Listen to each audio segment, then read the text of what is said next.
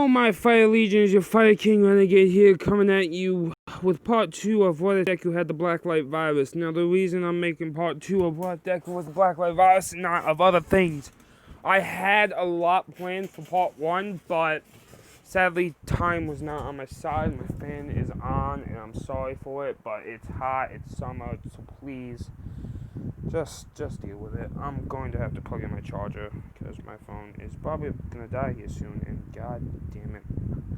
I've been fighting with my phone for the past half an hour now to get this thing recording. So, you know.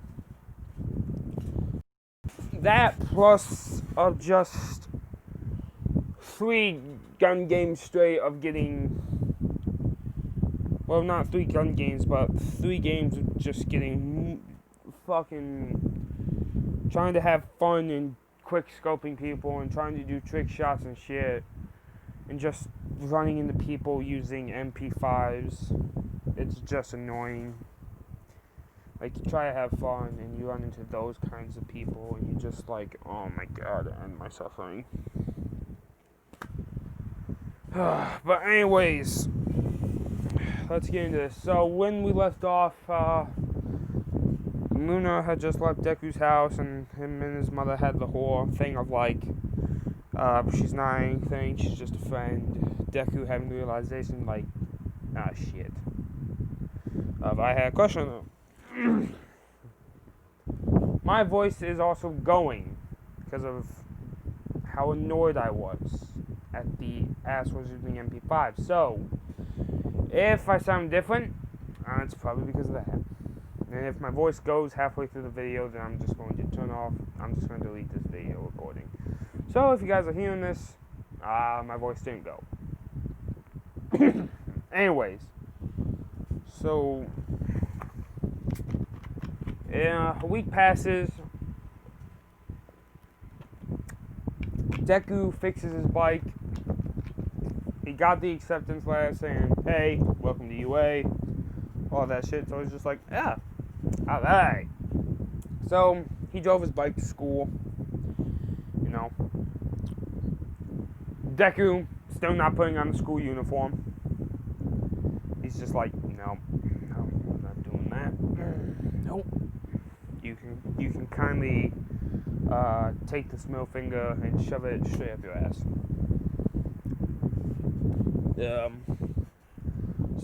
So when Deku gets to school, you know, he pulls up into the parking lot, you know, parks his bike and stuff. And I'm gonna say he runs into Nezu. I'm gonna say Nezu was running late because, you know, he kind of just like, it's not like he slept in or nothing. It's just that his car was just not starting. And, you know, Nezu being a smart guy, he fixed it and kind of lost track of time. You know, he'd say, oh, you must be one of the new students. And Deku would say, yeah, I'm Izuku Midoriya. And Nezu would be looking at his clothes and being like, why aren't you wearing school uniforms? And Deku would say, I don't do uniforms. So if I see you, you know, see me in the office a lot during the years to come. You know, Nezu was just like, yeah, don't worry. The school uniform thing is kind of becoming annoying anyways. You know, and Nezu says that when he gets into his office, he's going to put on an announcement saying that the school uniforms are no longer abolished, so if they would like to call their parents to bring some clothes from home in, they can. So, you know, and Deku's just like, alright! You know, Deku's just happy that he doesn't have to wear a school uniform and won't have to deal with getting in trouble all the time. So, you know, Deku's walking up to class 1A. You know, he'd hear Bakugo and Ida fighting, and he'd be like, you know, Deku's just like, oh, great, already? You know, Deku would walk in, he'd go sit in his little corner desk because it was open. He's just like, yes. Like, that's what Deku's thinking. Like, Ida hasn't even noticed Deku. Like, Bakugo is wearing the school uniform, kind of, because he's just like, I don't want to deal with that mess. Because, you know, he's more of like, I'm not dealing with that. And, you know, Deku just doesn't give a shit. there went my drink. Son of a bitch. Well, this is gonna be fun. This is gonna be a fun recording session for me. Anyways, so you know, Luna walks in. She goes, takes a seat next to Deku, and Luna goes, you know, just kind of starts talking to him. Asks him about, you know, how his week's been going. You know, Deku's just like, it's been fine. You know, Deku's just chilling and vibing to music. You know, Ida finally takes a look over at Deku because he hears some people talking, and he's just like, alright, so most students are out. And then he sees Deku in his not in school uniform even. You know, he doesn't have his feet up on the desk, but he's still just vibing by the window. He does have his head up too, and you know, he's just like, new target acquired, must nag. Prince of fuckboy must nag. God damn it. You know, I have fun with these at times. I really do. Sometimes a little too much fun. But you know, he starts playing Deku on the school uniform thing, and Deku's just like, you know, Deku's kind of looking at his watch and being like, you know, he's kind of just counting down in his mind, and he goes, you know, he is still talking to him, and Deku says this out loud, 3, 2, 1, you know, announcements come on, and Nezu says, school uniforms are no longer a thing, so if you'd like to call your parents, by all means, you know, call them, and you can have some clothes delivered. And he is just like, what? You know, he's kind of just like, shell-shocked, and Deku's just like, oh yeah, I ran into the principal during the week, and, you know, he kind of told me about it, so I was just like, oh, hey, sweet. So we don't gotta wear clothes. Because, you know, I'm gonna say that they didn't have enough, like, you know, on the day before school, and they didn't have enough time to send out the letters to tell them that, hey, you know, that's the lie Deku came up with. It's more of Nezu was just like, you know what, fuck it, I'm getting rid of it, like, on the spot. So, you know. And he is just like, I apologize. And, you know, he fucks off. And, you know, Bakugo looks over at Deku just like, did you actually run into him? Or like, you know, Deku's like, oh, hell no, I just ran into him in the parking lot. And Bakugo's like, wait, why were you at the parking lot? And Deku says, remember my bike? And Bakugo says, wait, you got that thing running? Deku goes, yeah. He's like, that's surprising. And, you know, Deku's like, no, it's really not. You work on something for long enough and put enough blood, sweat, and tears into it, you'll get it to work. You know, Bakugo's just like, touche. You know, Luna just says to Deku, wait, you have a bike? Deku goes, yeah, I have my license. And, you know, Deku's the only one in the class with his license. And, you know, everyone just kind of overheard Deku say that. And they were like, what? And Deku just sees everyone start crying around him. He's like, oh, for fuck me, no, God, no. You know, Deku's thinking like, I fucked up. He's sitting there like, why did I have to open my mouth? Why? You know, people ask him questions. You know, Ashido's going on her thing, and Deku's just like, you know, Aizawa would get up and say, you all need to shut up. You know, he'd do his whole speech on how, you know, it took him 8 seconds, that's not gonna work, bullshit. You know, Deku just looks over at Aizawa like, you know, he's just like, thank God. He's just like, thank God. When he sees Aizawa pop up, you know, Aizawa says, alright, it's time for quirk assessments. You know, Aizawa does the whole thing like, don't hold back. I'll know if you're holding back, and last person gets expelled. And Deku's just like, alright then, time to do that now. Is this my drink? Okay. Oh, hold on, I'm gonna find my drink real quick. Alright, I'm back, but I may be leaving soon again because I need to go get another drink. So when my voice starts cracking, I'm gonna be leaving. Gosh. Whatever. Moving on. So Deku just grabs his book bag and he heads down to the gym. You know, picks a locker. You know, takes off his leather jacket, takes off his hoodie. You know, gloves are still on, and he's just like, you know what? I'm putting on a pair of shorts. You know, so he does that, and he's just like, there. No, he's already out in the field waiting for everyone. Everyone else gets out there. Again, Deku being the only one not wearing the school UA thing. And, you know, as I was just like, whatever. Like, he's thinking like, I don't care what you wear, as long as you do as I say, we'll be fine. And, you know, I'm going to say Luna's the one that throws the ball first. And, you know, Deku's just like, okay, good job. And, you know, Aizawa says, you're up next. And Deku's like, okay. And, you know, Aizawa said, don't hold back. Because I'm going to say Aizawa saw the armor and knows what Deku's capable of. And he's just like, alright. So Deku armors up and he throws the ball and gets infinity. Like, that's how hard he chucked that thing. Like, it's infinity. That thing's in the atmosphere. It's gone. It's in space. You know, everyone's looking at Deku just like, with that much force, he managed to get infinity. No, Deku's just wiping his hands like, what? Hey, you don't want me to hold back, then I'm going to be in this armor for a while.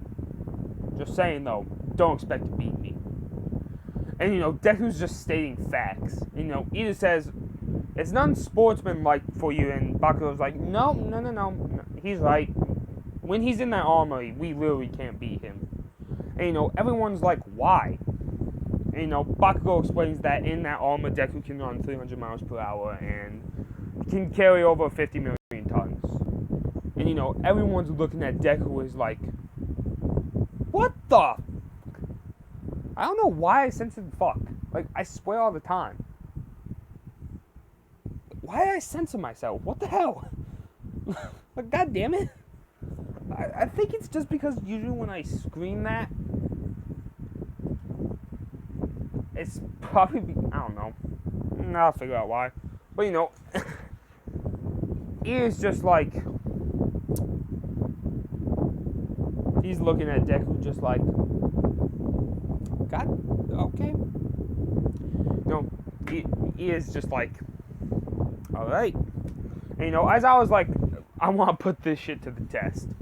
So, you know, he has Cementos come out, make something that's 50 million tons. And, you know, Deku picks it up with ease. And, you know, everyone's looking at Deku just like, what? How? And, you know, they did bring in a scale that goes up to 50 million tons. And Deku steps on it, and it does read over 50 million tons, plus Deku's body weight. You know, everyone's looking at Deku just like, you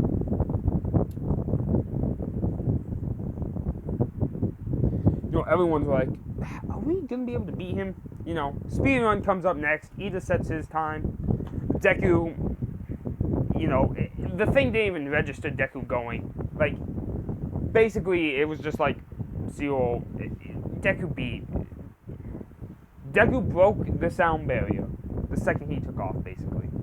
So, you know, it's like a very long list of zeros before it reaches 1. And, you know, Deku just crushes everyone and everything. He's number 1. The only thing he tied him was the ball throw because, you know, Uraraka's got 0 gravity quirk. Yeah. Deku first. Bakugo second. Luna third. Because, like I said, Bakugo and Deku, they trained every day. Even during the week. So, yeah. Bakugo has the strength to get to second. You know, Luna took third thanks to One for All. And everyone else, who gives a fuck where they fall, they're just a bunch of extras. And I'm dissing your favorite character. You know, I don't care.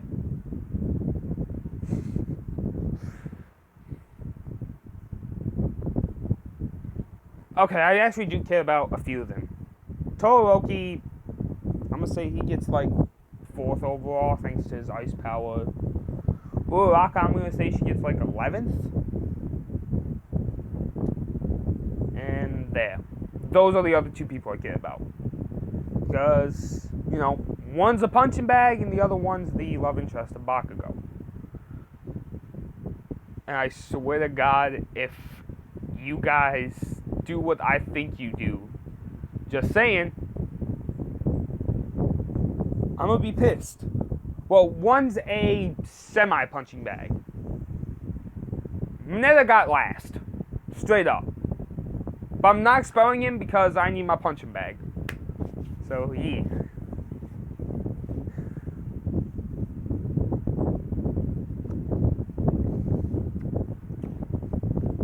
Actually, you know what? Nah, Mineta gets expelled. Because I'm putting someone else in the hero course. You know, I feel like Todoroki will suffice as a punching bag. As his semi-punching bag. But actually, no. There's one, I always forget about her. Like, I don't care about her that much. I could literally not give a shit if she died. I just forget her name. Oh, God. It's like... Haga something. It's the invisible chick. She's the one that gets expelled. Because I do want my punching bag around. And the person I'm replacing with her is Shinso. Because, you know, I just relate to Shinso. Because I feel like we both put up with bullshit and we both get no sleep, basically. Because, yeah. Like, I hate coffee, though. That's the thing. I just feel like Shinso gets no sleep. And, my favorite characters are Deku and Shinso. Because I relate to them the most. I've been bullied, and I get no sleep. I relate to Iroh from Avatar because I have family members that are complete pains in the asses that think that, oh, they need to do this to prove their worth. So I'm just like, no, you don't. Like, you know, so I relate to those characters, basically. So that's why they're my favorites. Plus, I also just want to, you know, I just feel like that's another way to bully the fuck out of Mineta. So yeah. Sorry, Hagakure. I don't care for you though. Because I saw What If and you were extreme bitch in it.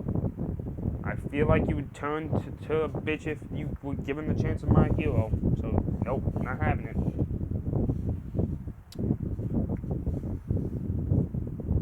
You're gone.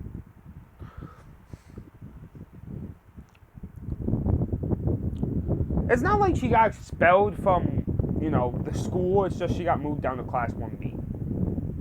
Because, you know, Aizawa said this isn't useful at all. And, you know, Aizawa saw Shinso had brainwashing, so he's just like, fuck it, move him up to 1A. Because he thought that was a lot more useful than fucking invisibility. So, yeah. Lunchtime. No.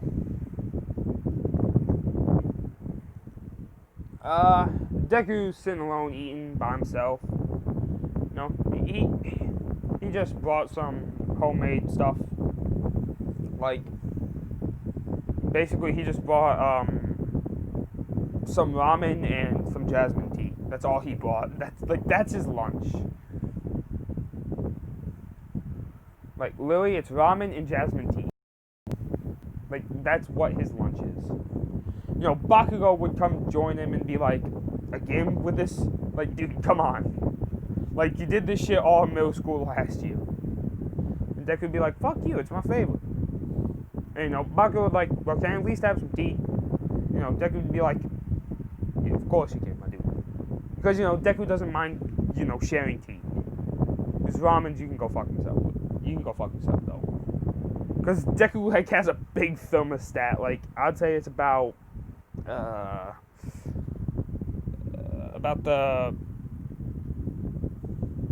size of this red streak. And that's for Jasmine tea. And it goes about as far as, it's as thick as this part of the blade right here that you can see.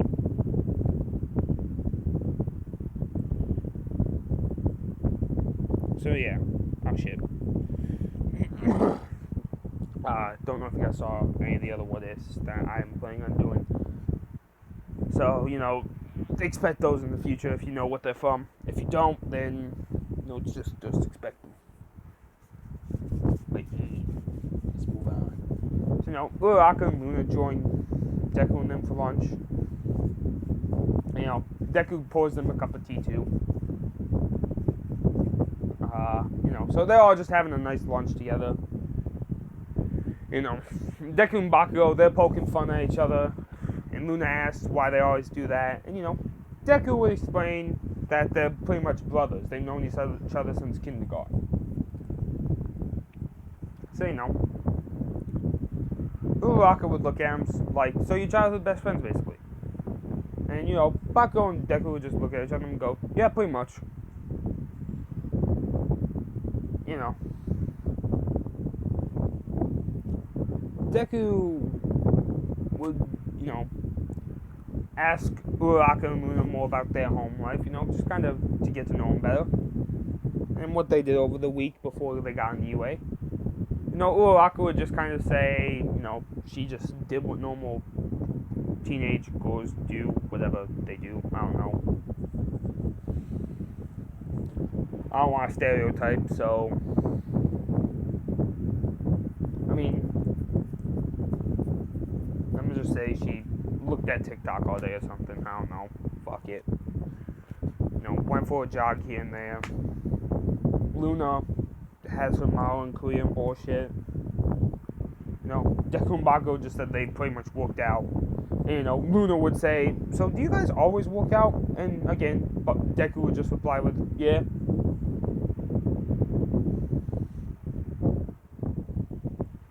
And, you know, Deku explained, though, that he also, you know, played guitar for a little bit as well.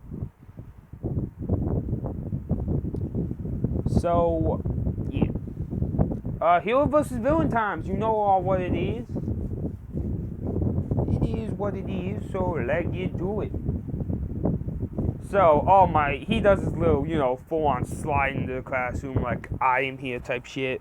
You know, everyone's freaking out. Deku, again, only one not freaking out. Well, besides Luna, since, you know, that's her father pretty much, and she sees him on a daily basis.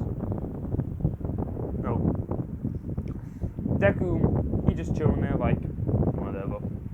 You know, just like,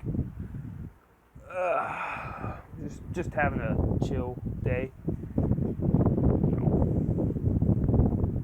You know, Shinso would try to get Deku to react, and also to try to brainwash him, and, you know, he'd just look over at Shinso and be like, listen, man, your little brainwashing technique doesn't work on me, so don't try it. And, you know, Shinso would be caught off guard and be like, wait, what? And, you know, Deku would explain that he doesn't just work out, he also meditates. So, you know, he'd explain that he's built up mental fortitude to brainwashing quirks. And, you know, everyone's looking at Deku again, like, what can't he do? He hasn't even shown off the, you know, like, only the teachers know about, oh, well, and Uraraka and Luna, only they know about his, oh, and Bakugo. I forget about Bakugo, too. Only they know about the claws, the blade, the whip fist, all of it. Everyone else doesn't. So, you know, Deku about to be shocking everyone. So, you know, All Might, you know, shows everyone their hero costume, except Deku, since his is pretty much his armor.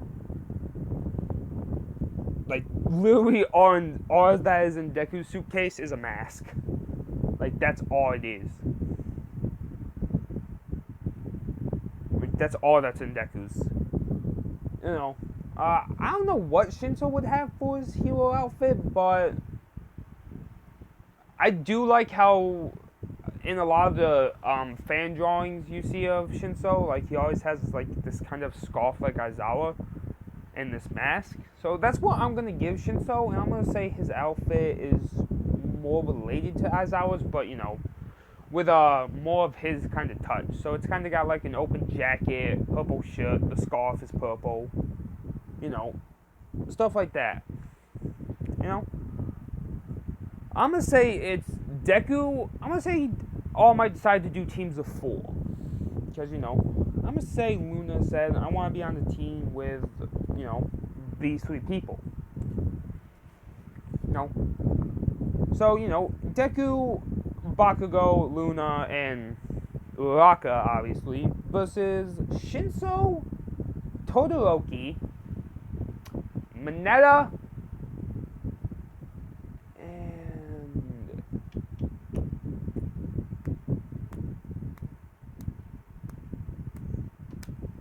let's see here. Ida, yeah. So, Deku's team, heroes. Shinso team, villains.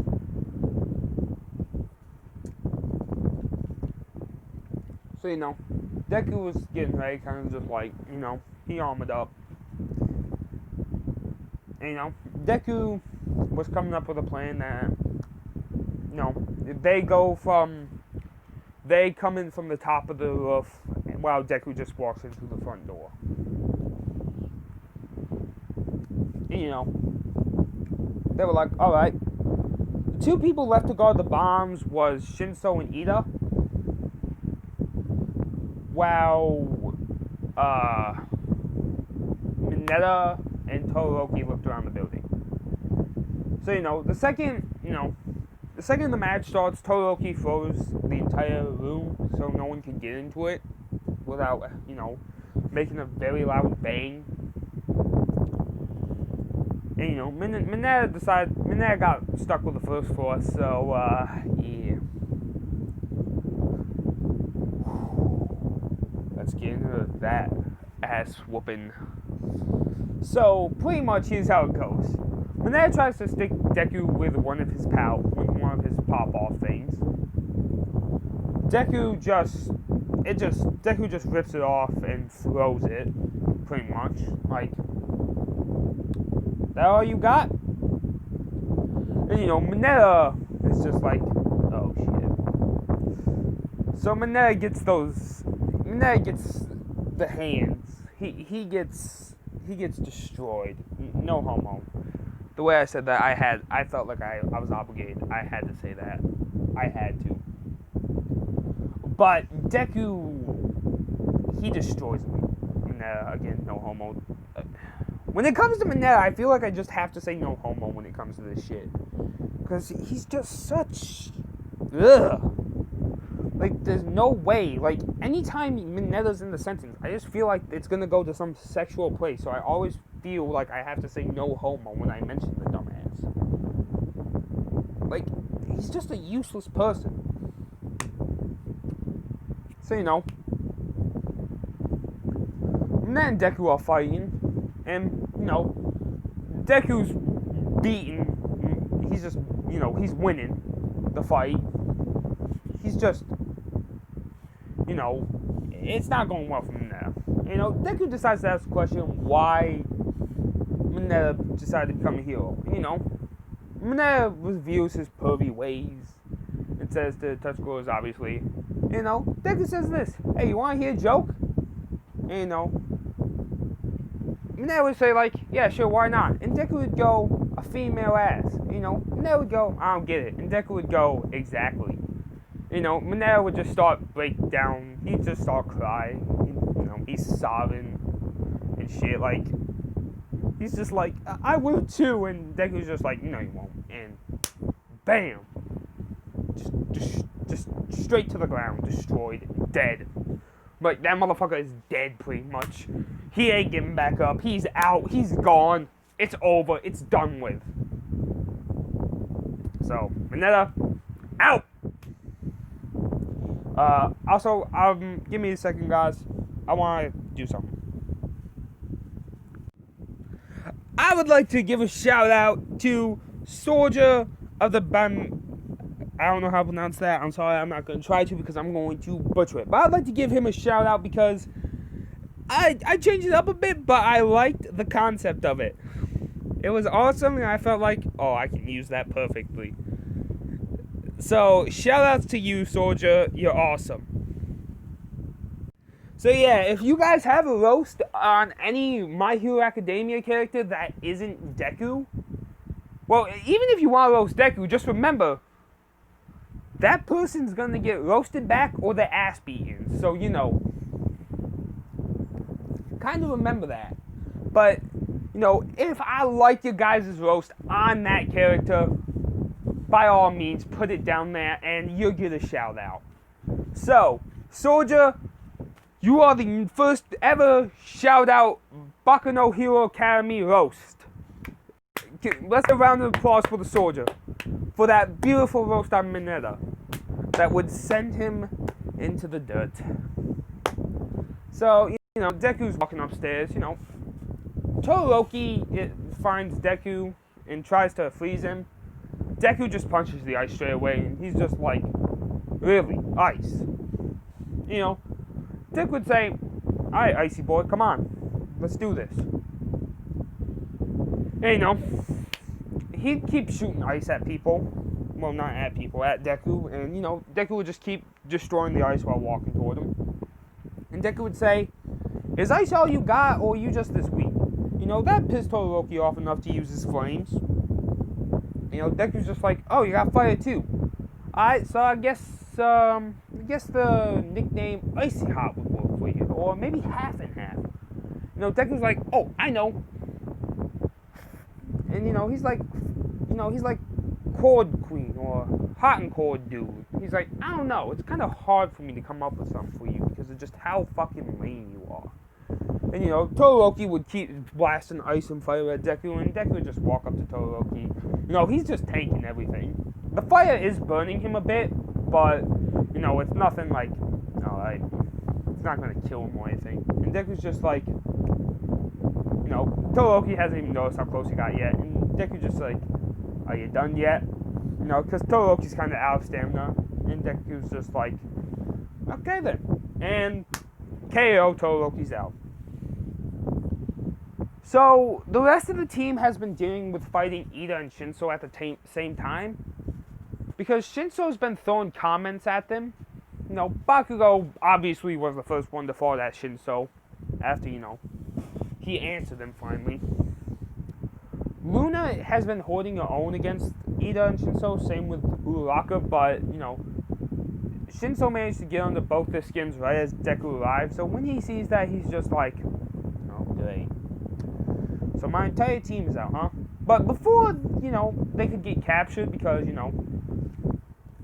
right as both Uraraka and Luna got mind controlled, Deku arrived, so, Ida was about to start capturing his teammates, but, Deku from the left field out of nowhere with a fucking kick, he's just like, and, he just gave a look at Shinso, and he's like, release him now, or I'll put you in the ground. And, Shinso was like, no way. And he's like, okay, so you want to have a relationship with the floor. And, Shinso's just like, bring it on. Shinso forgot that, he completely forgot that mind control doesn't work on Deku. So those two are just having a roast battle back and forth. And, Deku calls him a sleepless homeless man. I don't know, I don't got any roast for Shinso. Because again, he's one of my faves. So, those two are just having a roast battle back and forth between each other. Ida's stuck in the wall at the moment. And, Deku finally walks over to Shinso and he's just like, you want to give up or you want to get knocked out? Two choices. One hurts, the other doesn't. And, Shinso realizes that and he's like, oh, crap, I forgot you don't. And, Shinso's just like, I give. Because, he's like, yeah, I'm not doing that. Deku just captures hits Shinso with the capture tape. Shinzo releases his team. Everyone thinks Deku, and he's like, no problem. And Deku touches the bomb. All Might declares Heroes wins. And yeah, that's the end of Heroes vs. Villains of Mineta got his shit kicked in, along with the roast of a lifetime. So yeah. So I always like to include this scene before the internships, not after, because, again, I just love just beating the shit out of that man. No homo, that sounded wrong. But yeah, it's time to whip out the punching bag and, get a few reps in, if you know what I mean. Time to work on a good 1-2. So, everyone's getting changed out of the costume. Deku doesn't really have to get changed. He's just in there he's just in there because, fuck it, no one to talk to outside in the halls. Because, Deku just doesn't like being, Deku does like being a loner, but, he likes talking to Bakugo when it comes to doing cool shit like they did. He also just wants to fill in what he did to Mineta. Mineta is still crying, not paying attention. He finds the poster, and it's kind of off the wall a bit. Bakugo and Deku, they're laughing. I'm gonna say Mineta points it out. Deku's just like, oh, no, don't you dare. And, Deku's giving Mineta that look. And Mineta does his little, you have to stop me thing. Before Mineta can get his eye any closer to the whore, Mineta just feels this cold steel-like thing on his throat. Mineta would look down and he'd see a giant-ass blade. Mineta's like, whoa, what, who, where? And, he'd look back and see Deku. Deku's just like, so, what were you doing again? Mineta would say, nothing. Jiro was about to stick this man in the eye. But, Jiro's kind of relaying what she's hearing to the girls. And, Mineta would say, nothing. And Deku's like, oh, really? Because it sounded like, hey, Midoriya, come over here and slit my throat. And, everyone except for Bakugo's looking in fear at Deku. And, Deku would say, listen, I have a moral code. And that code's gonna follow me over to when I become a hero. Because, as you've seen, I can knock anyone out with ease. But some villains you can't knock out. And this is my moral code.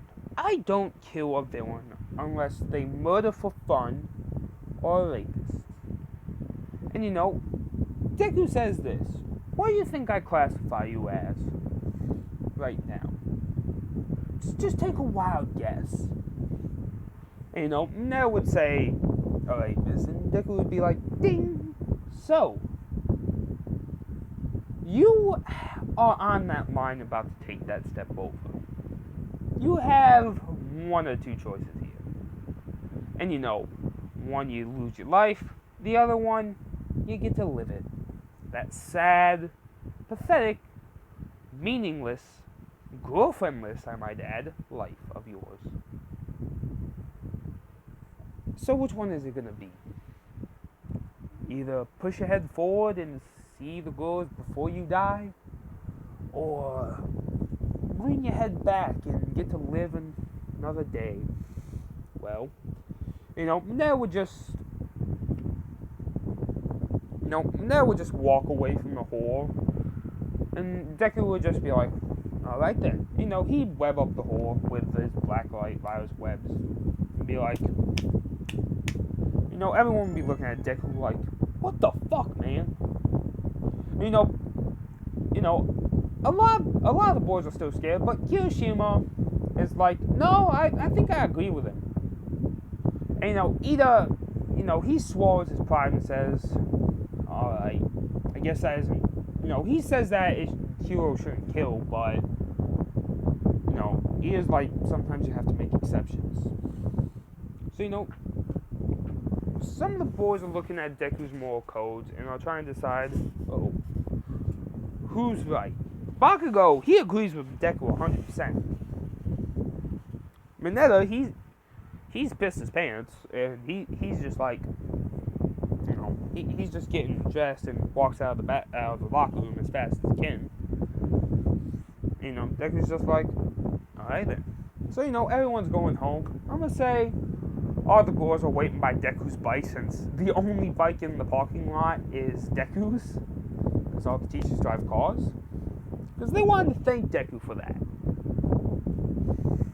Deku would see his bike surrounded by girls and he'd be like, oh, fuck, no.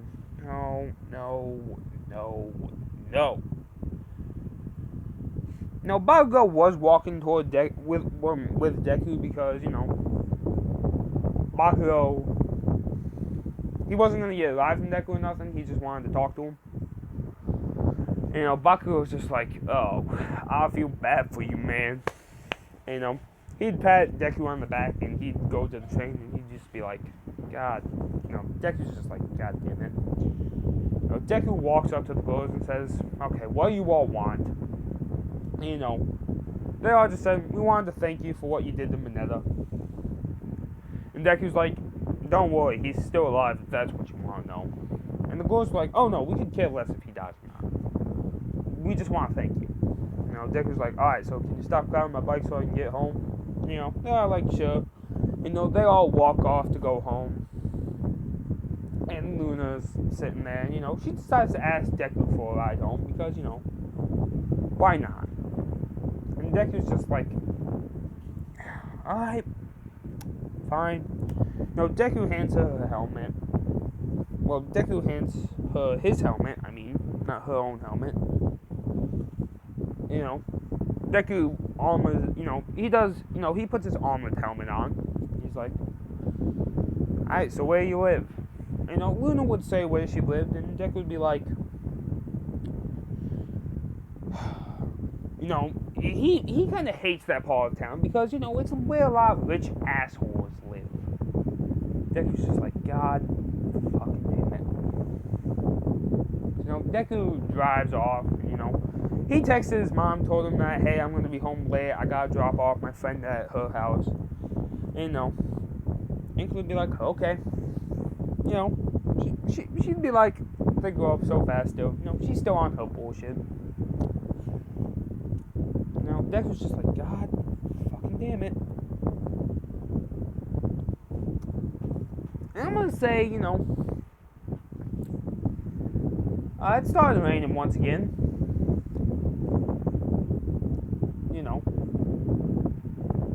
Luna and, Deku drops Luna off at her house, and, Deku rides off back to his house. I'm gonna say while it's raining, Deku feels like he's being followed. And he is. Deku's being followed by a man in a trench coat with a hood. It's a black trench coat, and it's a black hooded figure. Deku sees it, and he's just like, he's on edge, but he's just like, pretending like he doesn't notice him. Deku takes off back to his home. He sees that figure on the other side of the street, and he's just like, so he is following me. Deku parks his bike in the garage, and, he pretends to walk to his door. He does go into his house, but, he turns invisible, sneaks out the back, and, he decides to follow that man back to his place. And it's a rundown building.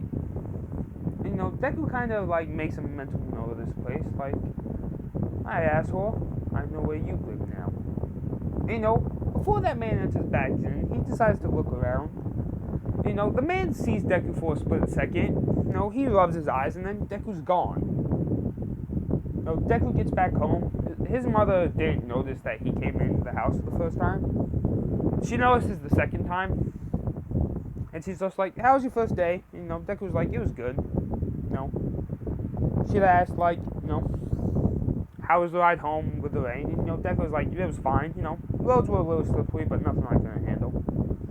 So, you know, Deku walks up to his room, and, you know, I'm gonna say Deku has this, like, little detective area space that he made. Because I'm gonna say Inko never really knew Deku's father. Like, all she knew is his quirk was fire breath. That's all she ever got to know about him, because, you know, it was a one-night stand type of thing. They actually didn't get married. No, it's just that, you know, Deku's mother had the name Midoriya. And if I said that he did know Deku's father in the last part, I apologize. But yeah, retcon there. My bad. So, you know, Deku starts doing some detective work on that area. You know, he does some research on the building and stuff, and, you know, he kind of just is stringing stuff together. You know, Deku took a picture of the man, you know, and he's kind of like, alright, who are you? And, you know, his mother would call for dinner, and, you know, Deku would just leave his room and go eat dinner, you know, and he'd go to bed, wake up, and, you know, he'd be like,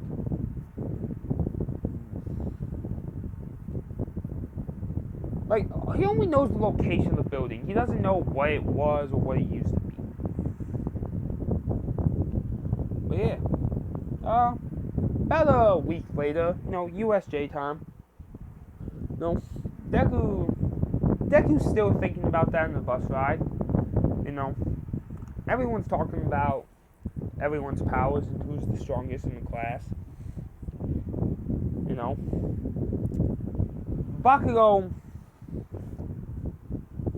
You know, Bakugo is, like, on the side that Deku is the strongest, but, you know,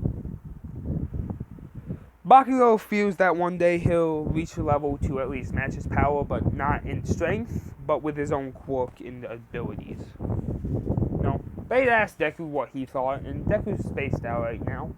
You know, he's still doing research on that building, and, you know, Luna would walk over to Deku and tap on his shoulder, and, you know, Deku would just, you know, look back at her, and, you know, Luna would ask, are you okay? You know, Deku would say, yeah, I'm fine, I'm just, you know, he'd close his phone, and he'd say, I'm fine, you know, just have some things on my mind, that's all.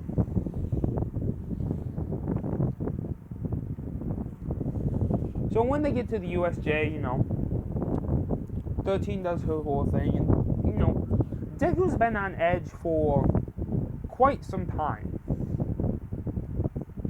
Now, everyone's noticed Deku's been a little more, you know, distracted at times, but it's like, you know, nothing new. Bakugo's the only one who's really noticed it more than everyone else. You know, the portals would open up. So, you know, Shigaraki, all the villains, the Nomu, they step out of the portals. You know, as I was running down the stairs, and Deku's already jumped in his armor. He's down there. He's just like, you know, he's ready to fight and shit. You know, Deku is fighting, and he's kicking all kinds of ass. But, you know, it's nothing special. Like, Deku hasn't killed anyone, you know.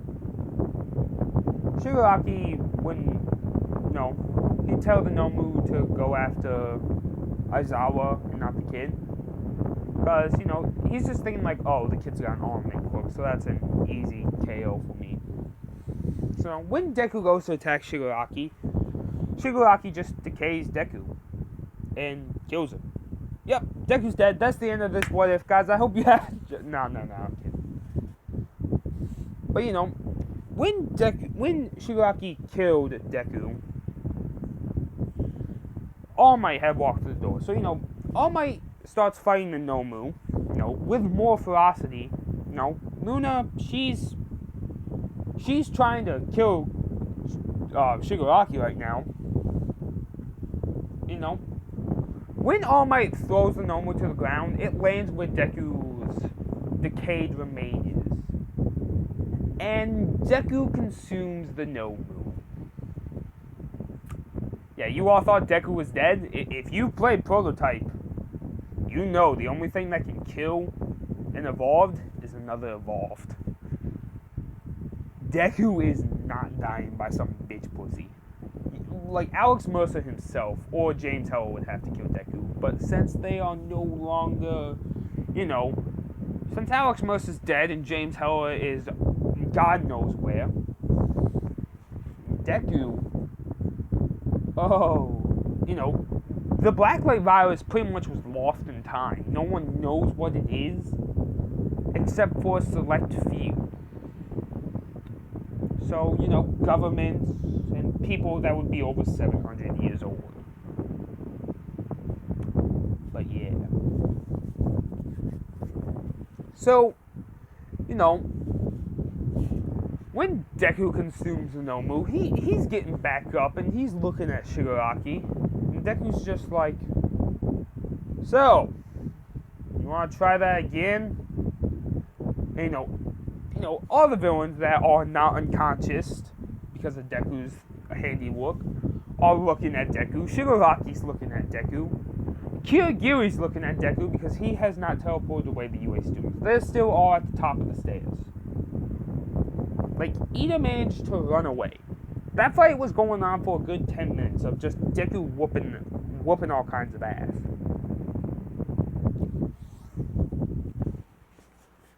Because, Kirigiri was blue, because Kirigiri's watching Deku.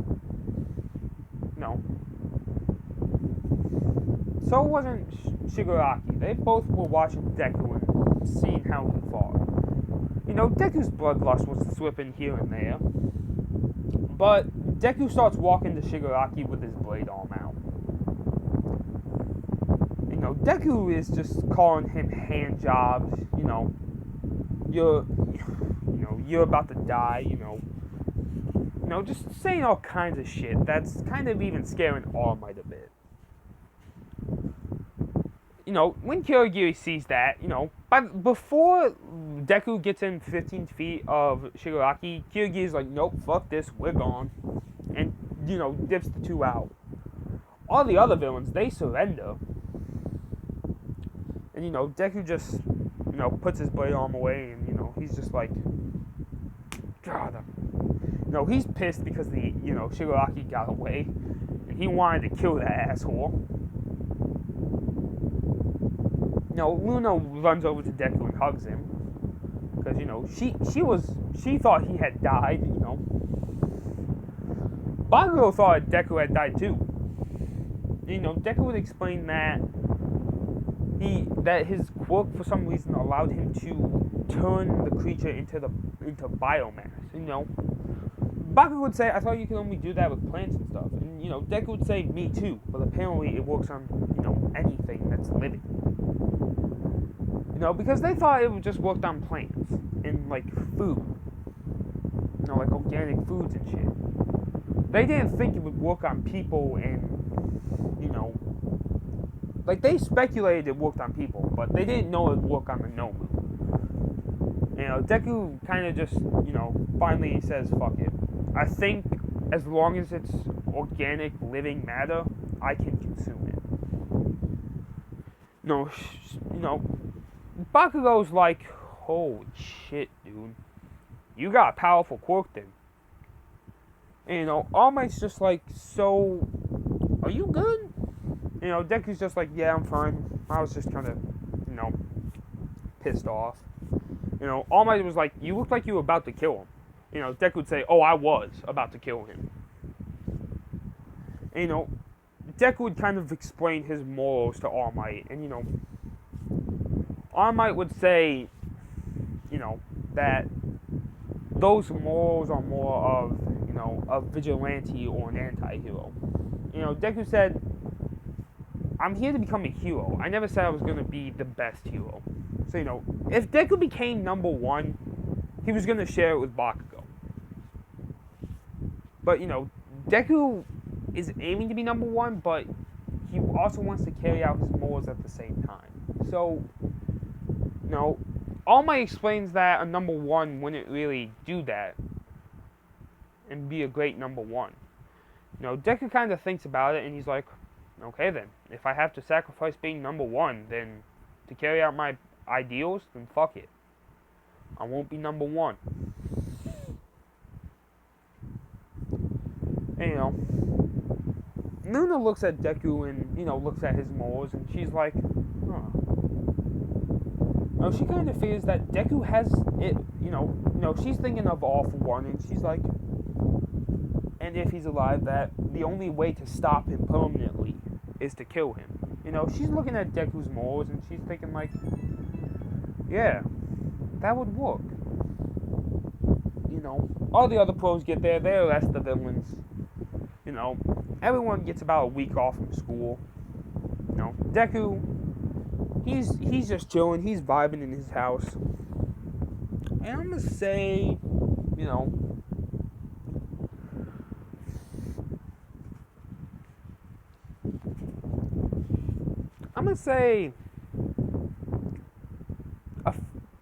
not a few. Like, Luna comes over to Deku's house and, and she tells him about how the girls are gonna have a pool party, using the school's pool and stuff, and, she's inviting him. And, Deku's just like, okay, sure. So, Deku's alright with just having a pool party. Kind of just like, a way to relax and, think about things. And, they do have permission to do this, and they just have to have everyone who's going to be there on a piece of paper that's registered. So, Deku also asks Bakugo if he'd like to come, and, Bakugo says sure. And, so a few of the boys come over, like Kirishima, Sero, Orjiro, Tail Dude,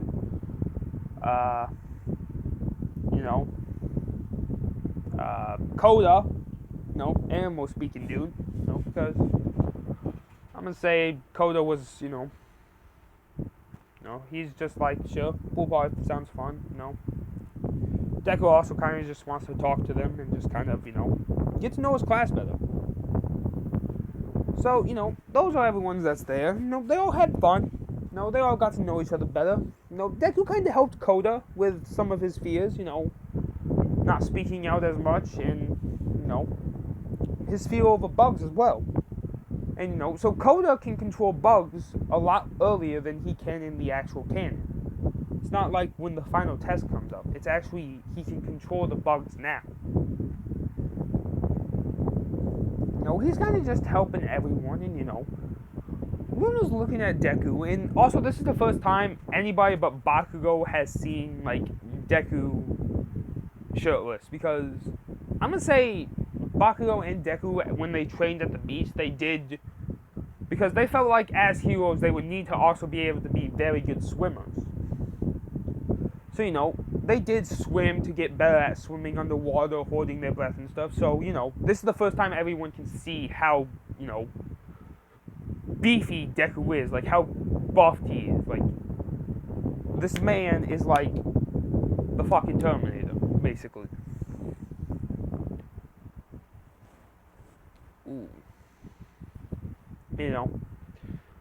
So, Luna, she's kind of just like, so we're going to kind of switch to the girls' perspective of things for a bit here. Just for the pool party.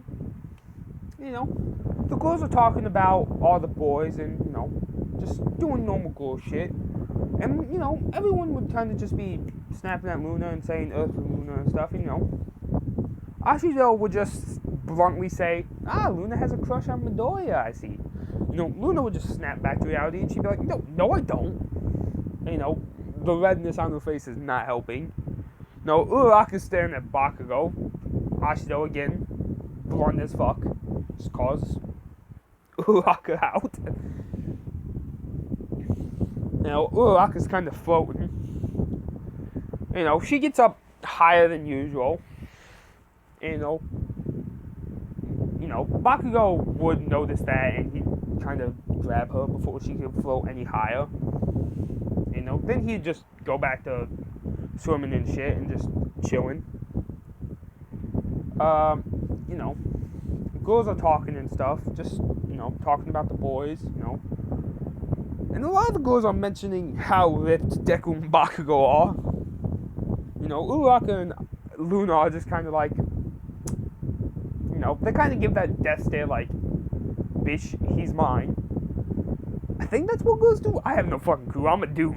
I'm not a dude that. I'm a dude. I just want to add this in because I thought it'd be funny. So, everyone's kind of just talking, and, I'm going to say Deku's got that feeling of, he's not being watched, but someone's watching the girls. And, Deku, he steps out the pool, and he's just like, saying, Bakugo would ask where he's going. He'd say to the bathroom. Luna's just kind of, now that Deku's kind of out of the area and she can't see him anymore, she's more focused on the conversation. And, next thing they know, all they hear is screaming. And, next thing they know, they see bitch boy Mineta come flying out of the bushes, smack his face into a tree. And Deku comes out of the bushes and he's just like, really? Really? Mineta, he's cowering in fear. Deku is about ready to murk this man. Like, he's like, alright, I'm done with you. I gave you a chance, but you're fucking dead now. Like, he's got his claws ready to kill him. Deku's about to straight up stab this man and just murk him. But, Luna kind of stops him and says, chill it, dude. You gotta chill it. I get that he's a huge pervert, and trust me, I want to kill him too, but we can't go around killing our own student. We can't go around killing our classmates. And Deku puts away his claws, and he'd be like, okay then, okay. And Deku's just like, he'd call over Bakugo, and he'd say, hey Bakugo, you know if any flagpoles nearby? Bakugo would be like, they'd walk over to the flagpole with Mineta, and, in classic bully fashion, and this man deserves this, hang by his underwear from the flagpole. He's also got his mouth in, he's duct taped as well. So he can't rip off the duct tape from his mouth. Thank you, Sarah. Because I said he was going to be there. If I didn't, my apologies. But, Mineta, he's all taped up. He can't rip the duct tape from his mouth. He's hanging by his underwear. And that's where he hangs until, Aizawa says, alright, you guys' pool time is up. You guys got to go home. They're like, alright. Deku, once again, gives Luna a ride home. That's become a daily thing for them. That kind of became the norm for them in the first week. Deku just giving her a ride home. And, that was their last day of the vacation, too, so that's why they had the pool party. They did ask all the other boys, but some of them declined. Not because they were, not because they were being mean or anything, but they just kind of wanted to not, be outside. Mineta, they never asked Mineta, though. Like, Mineta was never invited. He just found out because, I'm going to say Mineta's friend, Mineta's in the class group chat, and, they kind of forgot that he's in there because, he's a fucking extra and no one cares about him. So they kind of forgot about him. So when they were talking about setting this up, Mineta's just like, Yeah, you don't want to invite me then. Okay, I'll just crash it. So, he's walking out of school, getting ready to go home. And, he'd hear screaming from Minetta, and he'd be like, what the fuck? He'd be rubbing his eyes. He's like, yeah, I'm probably just tired. Minetta's screaming as loud as he can with duct tape over his mouth. And, Aizawa just decides to say, Aizawa just looks up, and he sees Minetta, and he's just like, oh.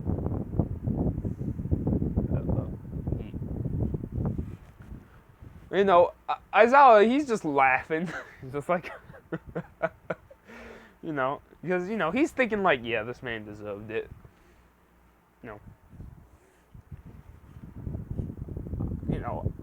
Aizawa just leaves. He's just like, fuck it, it's not my problem. It's a weekend, it's a vacation. I'm not in charge of him. So, a janitor that, has to put up the flagpole, he's just like, no, that guy there. So, he brought down Minetta and cut him out, but because it's his job. Like, Minetta was up there all night. Like, it was the next day when he got cut down and shit. Like, he had to sleep up there. So, yeah, that's the end of that little story arc. I just wanted to add that in because I thought that was funny as hell.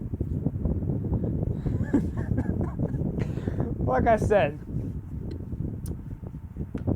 the reason I wanted Shinso there was because, again, I just feel like it's a lot easier to punch bag Minetta when you can mind control him, because you can have him do a lot of dumb shit. But yeah, Deku, he picks up Luna after school. I'm not after school, before school. But again, Deku notices the hood figure kind of standing on the other side of the road from Luna's house. And, when a car goes by, it's gone. And he's like, this motherfucker stole my trick. But Deku's like, he doesn't have an invisibility quirk though. Because, Deku can sense that's not invisibility. Because with his heightened perception, he would hear him. But the thing is, it's not like he can hear him. So Deku's trying to figure out what this hooded man's quirk is. While at the same time, trying to focus on school and stuff.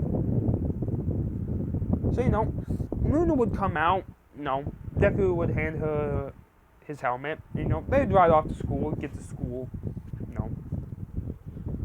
I gotta be right back. I gotta go take care of a cat because it's yelling nonstop. So, yeah. So, when Deku gets to school, Aizawa explains the whole UA festival. And, Nezu did ask all the students to wear the UA uniform, and Deku's just like, sure thing. But the reason Deku's wearing it this time is because it's kind of like, this is a school event, and, we want to represent our school. Deku's just like, yeah, I understand. Like, Nezu actually asked Deku in person to kind of wear the uniform. Deku's just like, okay, I will. No problem, man. So, the school festival shows up, Luna, they have two people do a speech. They have Luna do her speech first, and her speech is really confident. It kind of brings confidence to everyone. Then they ask Deku to do a speech. Deku kind of just, he's not mean about it, but he kind of just says, listen, he kind of says that you guys have a chance of beating everyone here except me. He's not being cocky about nothing. He's just stating a fact. Because, Deku does explain that, listen, you guys have a chance for second. That is your guys' first. But when it comes to first for me, you guys won't get there. And it's not because of me being cocky or anything. Like, he says this flat out. But it's because of his strength and speed. It's overwhelming. He says the only people that have a chance of actually reaching first with me, he names them. Not Uraraka, Luna, Todoroki, and Bakugo. Those are the only 3 people that have a chance of beating me. So, he tells him to shoot high as you can and try it still. Because, you may be able to beat me, but just saying, don't expect to. Take that loss as, that's my strength, and you can reach there someday. But just know that you won't reach there today. And, some people take, Monoma, he takes it like, oh, you're just saying you're better than me. Everyone else, though, they take it as, okay, so his quirk's extremely strong.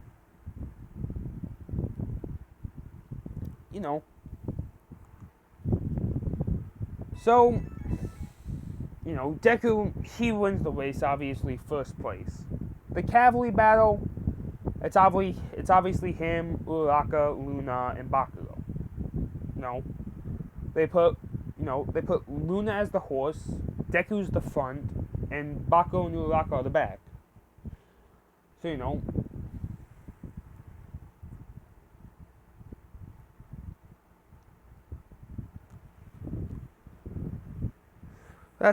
Bakugo and Deku take the back because they're going to be the steering mechanism for when they fall up in the air. Uraraka's the front, and Luna's the horse. Luna's the top person.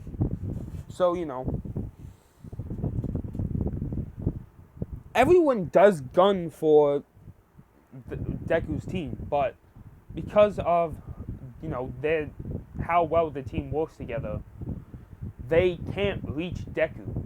Or any of them. So Deku's team comes in first place, Todoroki's second, and Shinso's third.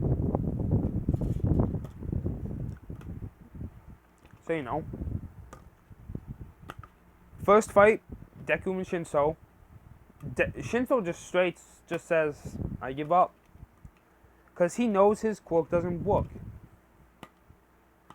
And Deku says, no, don't give up. Deku does show him some fighting techniques. And some things that can weaken people's mental fortitude. But the reason they don't work on Deku is because Deku just knows he's showing him this. So, Shinso does leave a little stronger. Realizing that, hey, even though I gave up, he wanted me to show me this so I can get better as a hero.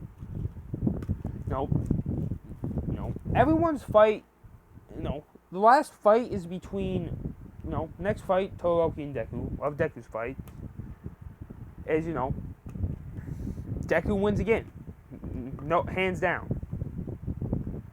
Uraraka and Bakugo's fight, that goes differently. Uraraka actually wins that one because, Bakugo goes easier on people now, thanks to Deku. So, the fight for who's going to get third is between Luna and Uraraka. And that fight is close. Luna wins, though, because she uses, air pressure moves to move around after she's been floated. So, it kind of caught Uraraka off guard. So, Uraraka takes third. And the fight between Deku and Luna, it's pretty clear cut and dry who the winner is, but I'm still going to cover the fight, Because Deku, he says, hey, I'm going to give you a chance to give up right now. Luna says, no way, I'm beating you. And Deku's just like, okay. The fight, it goes, you think Luna would knock him out in the first hit, but whatever Deku can't dodge, he just tanks. And it doesn't faze him. He doesn't even throw a punch. He just uses, Luna's own forward momentum to fight. Because, like Deku in canon, Luna tries to base her fight style off of All Might. Deku notices that. But because of the difference in weight between her and All Might, he knows that with each punch, she's going a little further than All Might would. And, Deku uses that to his advantage to win. And Deku can dodge all of them, but he wanted to make her think she couldn't. So I don't know why I said he couldn't dodge, he just tanked. he tanked them on purpose. Like, that's my bad on my part. To kind of show that, hey, listen. Deku points this out to Luna and says, listen, you can't fight like your father. If you try to, you just end up losing. He kind of explains, like, the differences between her and him. Their weight and everything. And, he kind of says you should base your fight style on more agility and less, raw strength and power.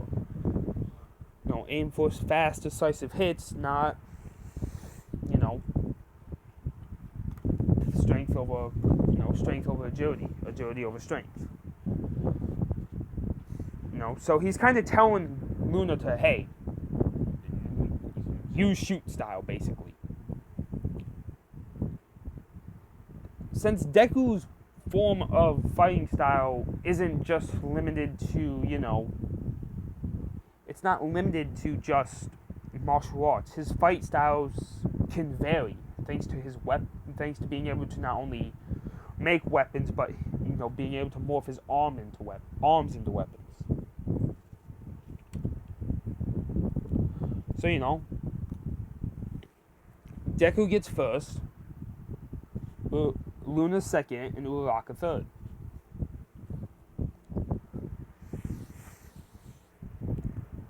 But yeah, so internship time. So Deku and Luna Luna, and Todoroki have the top spots in internships.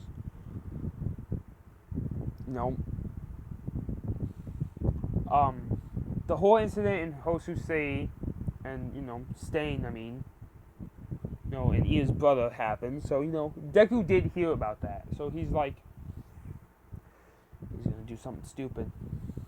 Because Deku sees the look in Ida's eyes.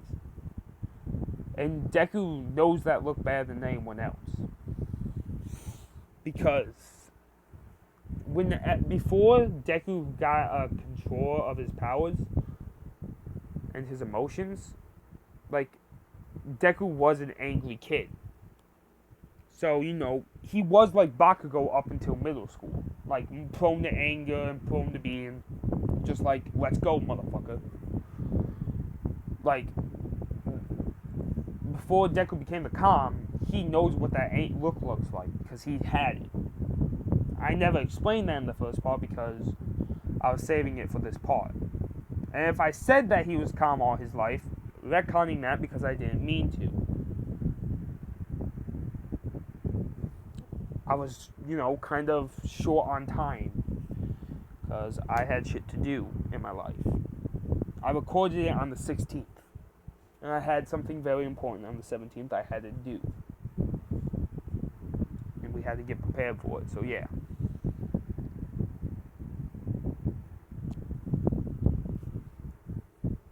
So,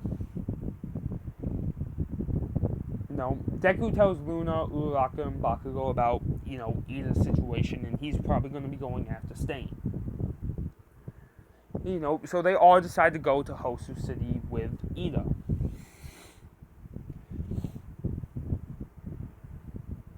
And, during the internships, Ida kind of says, Ida's looking at all of them like, damn it. He's pissed.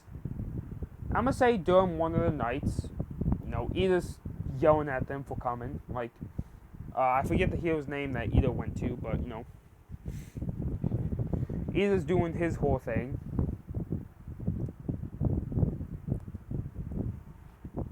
And, Ida's yelling at them for coming with him, like, saying, like, this is my fight, I have to do this. And Deku explains, like, you're being an idiot. And, Deku explains that, going for revenge, yes, it is a thing that is, but it's also, it's a double-edged sword. Yes, you'll be, getting revenge for that person, but you'll be hurting yourself that you want to get, just kind of explaining how he's going to hurt his own hero career. And, Ida doesn't listen to Deku, and, during the Hosu City attack, Ida disappears. And Deku's just like, oh, this motherfucker. So, they tell the pro hero with him, and, the pro hero says go warn a pro, but Deku's like, if we do that, he may die. So, the pro's like, he's like, alright, fuck it, listen. I may be new, but I'm not going to let him die. So, he gives them permission to use their quirks to save Ida and beat Stain if they have to. So, the first one to find Ida is obviously Deku. And, he sent a text message when he saw Stain. So, Deku, hits Stain with a, flying, spinning kick. Boom. Straight to the head. So, Stain's like, Stain explains what he's, Stain's yelling at Deku for getting in his way. And Deku's like, yeah, I can't let you kill them. Don't care. And, Stain realizes that, oh, hey, you must be a classmate too, so you don't have a license. And, Stain explains all the problems with fighting him, and Deku's like, yeah, don't care. And, he'd explain that he's gonna save these people, even if it means he has to give up being a hero. And, Stain would draw his sword, and Deku would make a Blacklight virus sword. Like, it's not like it's his blade arm, but it's an actual sword. Those two get into a sword fight, and it's not very one-sided. They're both extremely good at it. But this Deku isn't trying. So when the rest of them get there, Uraraka, Luna, take, Ida and the, native away from the battle. Bakugo is helping Deku fight Stain. I'm gonna say Stain cuts Bakugo. So, he's, out for right now. And Deku is, he strikes up a conversation with Stains and asks him why he's doing this. And, Stains explains his morals, that, all heroes are blah blah blah and can't do what's right. And Deku would say, I get what you mean, that some heroes only do this for money. And, Deku would say, but if you go around just killing every hero you see, then you'll, lose sight of what you really want to do. Deku would say, you want to help people, correct? Deku would say, be a shadow in the night. Be a ghost. Don't show yourself. Keep yourself hidden. Stuff like that. And,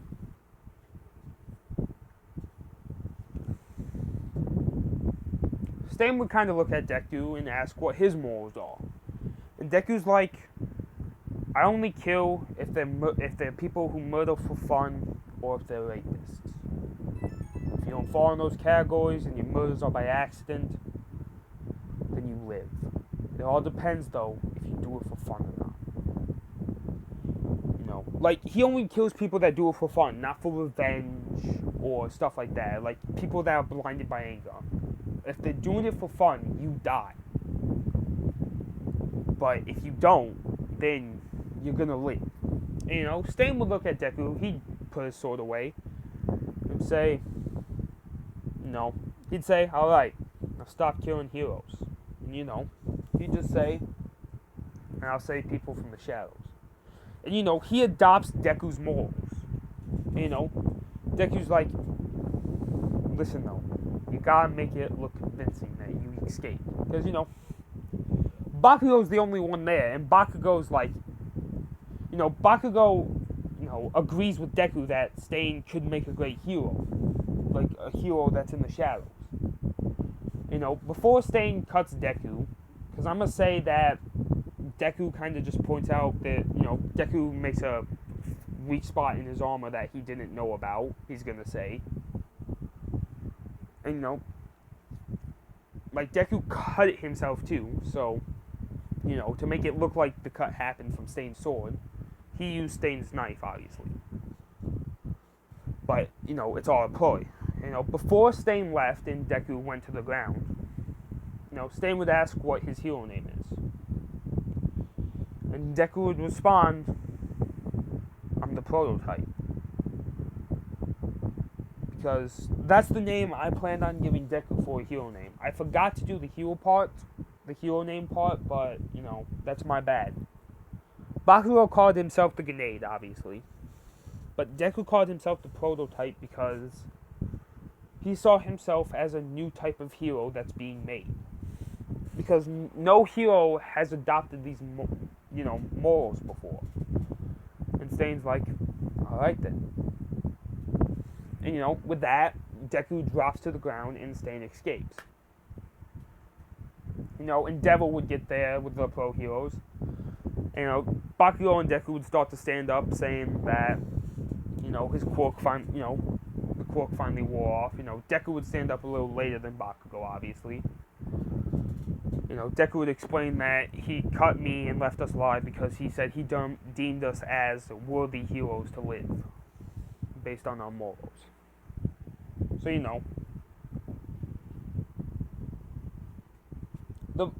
at the hospital, normal shit. The police dog comes in, says that it was dumb for you guys to do that. And, Deku would just say, that's the problem with the laws these days. Yes, they make it for people to stay safe. But the thing is, when it comes down to saving the life of someone, you shouldn't need a license. You just need the intent and the skill to do it. And, Deku's challenging the dog right now. And, that dog is, staring Deku down. But the thing is, Deku, the way Deku is, he just gives off an aura, his bloodlust of that my morals and my code of doing things are going to be a reason why I'm going to be a great hero. And that I don't give a shit what laws you put up. That I'm going to follow these beliefs I believe in. And you can't stop me. So, the dog just says, on paper, and, you guys were attacked by Stain, and multiple pro heroes showed up out of nowhere, and Stain fled. No.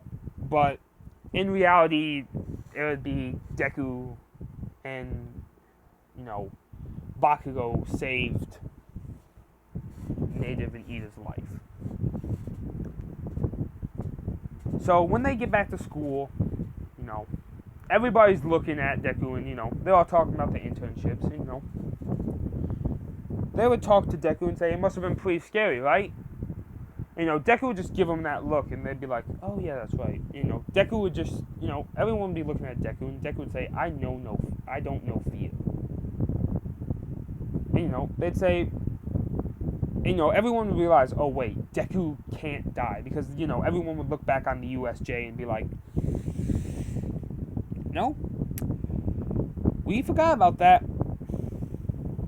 So, everyone's kind of just like, okay, so, he didn't know fear when he got cut. Deku's just like, that's kind of just made me realize that I need to work on my armor some more. When it's all bullshit. Bakugo and Deku are the only two people that know the truth of how Stain escaped. But yeah, with that being said, this is where I'm going to leave this one off here. If you guys have enjoyed the video, hit that subscribe button, hit the bell, turn on notifications, hit the like button if you guys, like the video. This is the reason, again, for doing part 2, had some shit to do the 17th, had to, get a good night's sleep, stuff like that, but yeah. That's the end of this. If you guys have enjoyed, like I said, all that good stuff. My Discord, come join that. You guys can, prepare to get your own, if I like your roast, you guys can get you a shout out in one of my videos. Follow me on Twitter and Instagram. I'll tell you guys when I'm next going to post. I don't got many followers on either of those platforms, so I don't really tell you guys at the moment. Discord, I forgot to do it. That was my fault, but, when, when I know it's going to be done, I will. The reason I don't put it on Discord right now is because I sometimes cancel my uploads because I want to play with my friends. So, that's my bad. So until I can get a surefire way to say, oh, hey, yeah, there we go, it's uploaded. No, it's good to go. I'm going to just kind of do it the way I do it right now. But yeah, my Fire Legion, keep your fires burning, and I'll see you all in the next one.